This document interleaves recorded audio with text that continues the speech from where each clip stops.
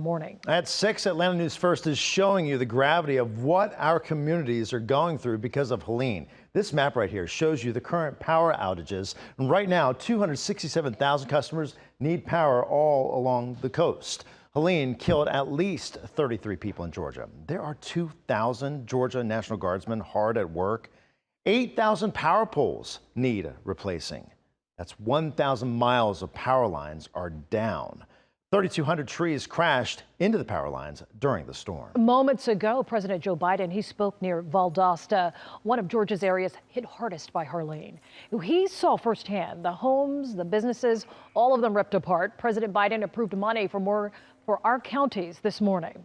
And desperation leading to dangerous decisions with Georgia's death toll at 33. We told you the impact of Helene will last. Atlanta News First reporter Abby Kasoris reports from the state's capital.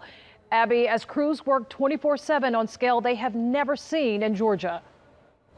The governor saying today that 3 of the 33 people killed died from carbon monoxide inhalation trying to use generators. Still, more than 200,000 Georgians are without power. Georgia Governor Kemp toured the hardest hit areas, Valdosta, Dublin, Augusta. He says it seems no one in the 200-plus mile path was spared.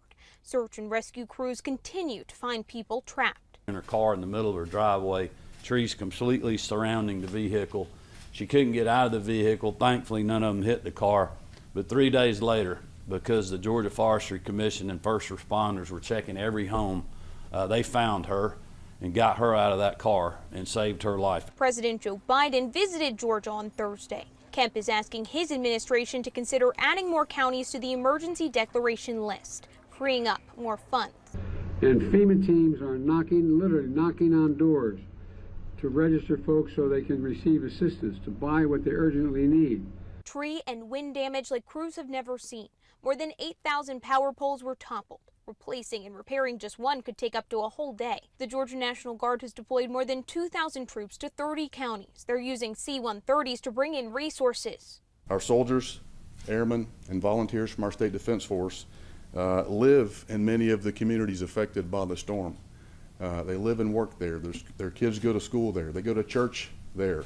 So we're gonna be committed to helping get us all through this. And so FEMA announced that they'll pay $750 per person for immediate assistance for things like baby formula, food, and water. They also announced they'll pay in full for all public and individual assistance over the next 3 months. In Atlanta, I'm Abby Kasoris. DeKalb County is doing its part to help